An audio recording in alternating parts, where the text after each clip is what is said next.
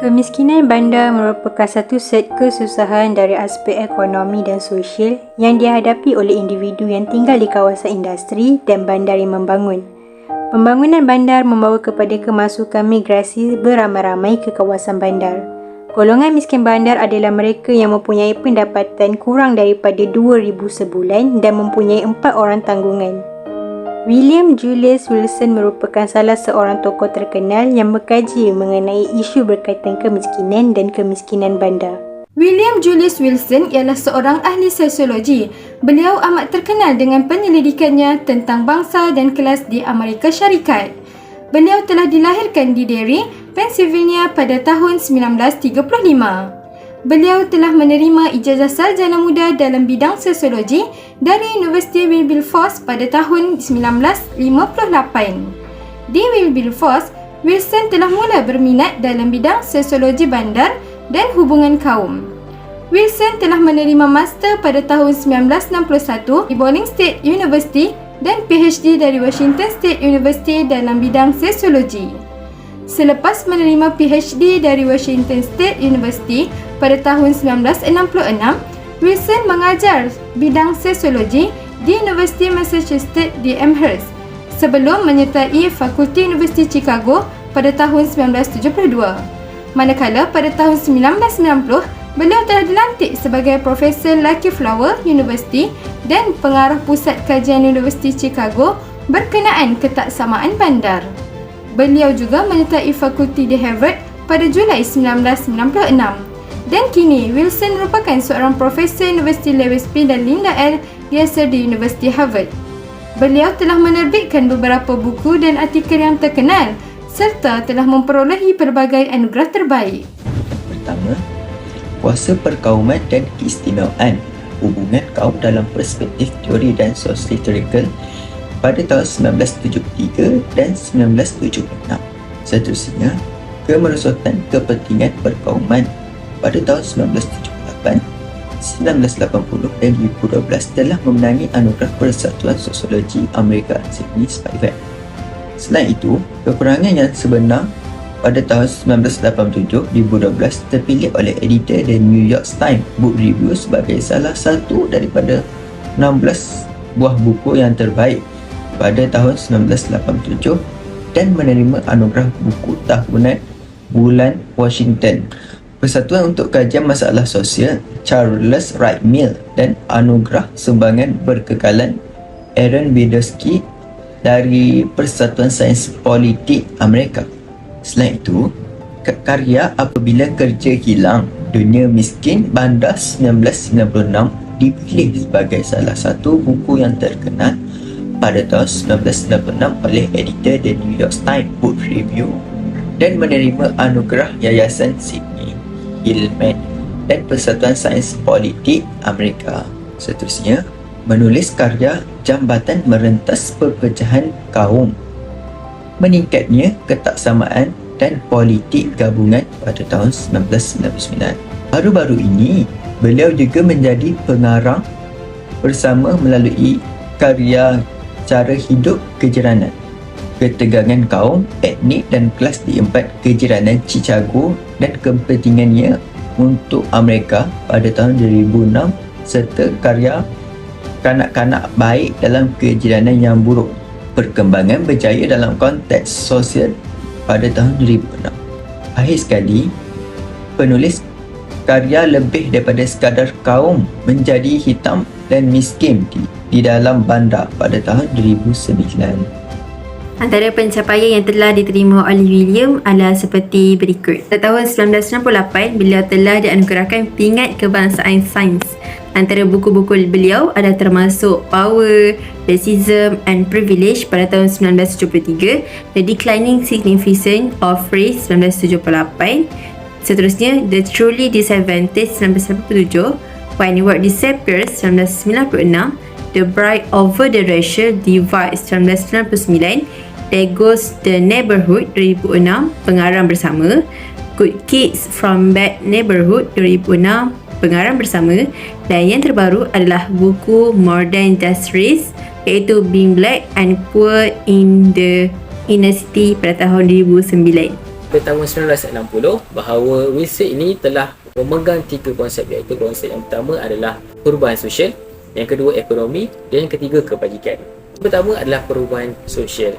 Perubahan sosial merupakan satu benda yang sangat-sangat penting dalam satu negara, dalam satu bandar, di mana perubahan sosial ini merangkumi dari segi komunikasi antara satu sama lain, yang benda ini sangat-sangat penting dalam hal ehwal kerja, hal ehwal jiran, tetangga, keluarga sekalipun.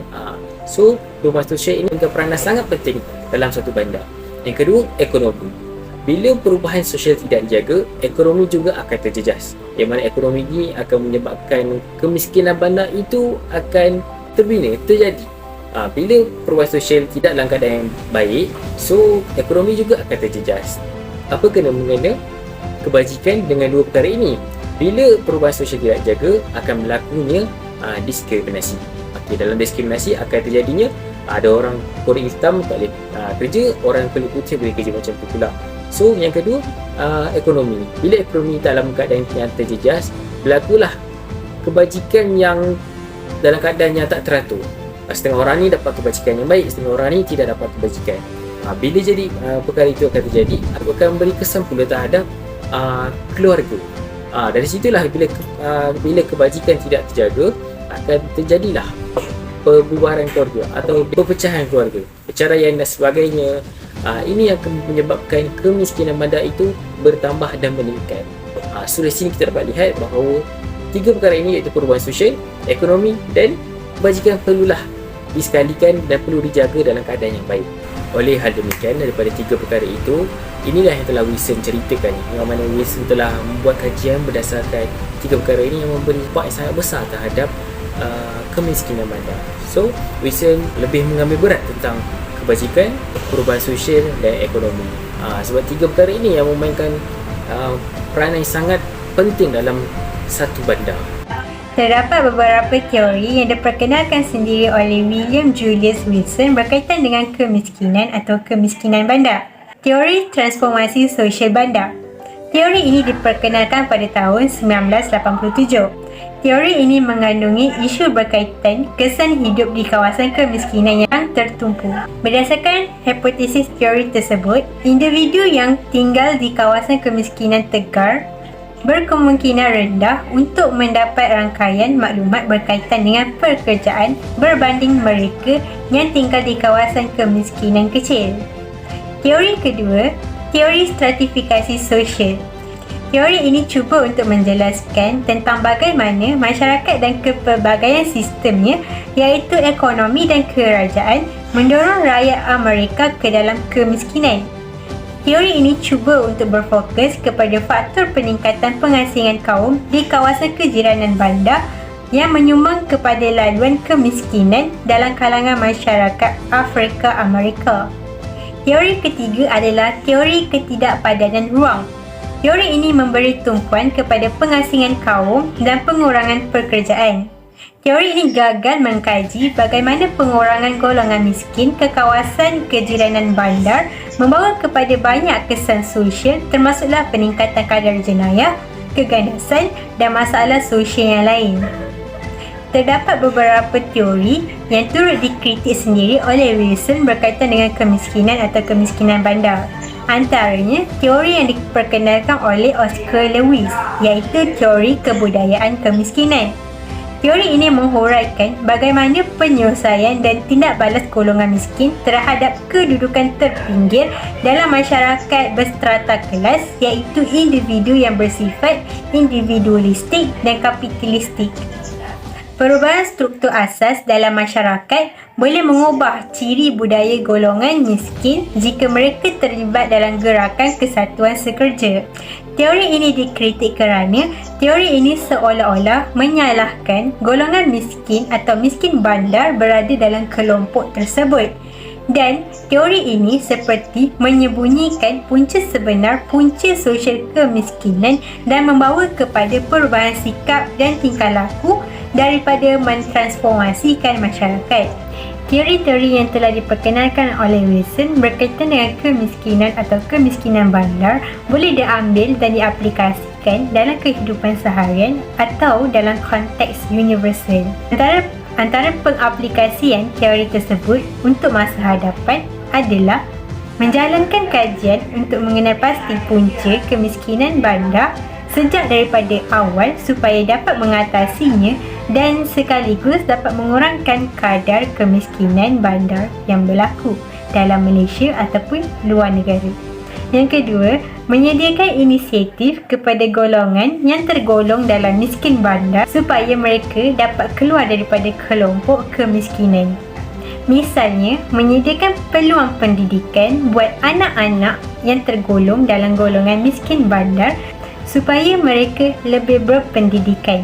Yang kedua, memvariasikan atau mempelbagaikan lagi peluang pekerjaan supaya individu yang tidak bekerja berpeluang untuk mencari sumber pendapatan sendiri untuk menyara diri dan keluarga.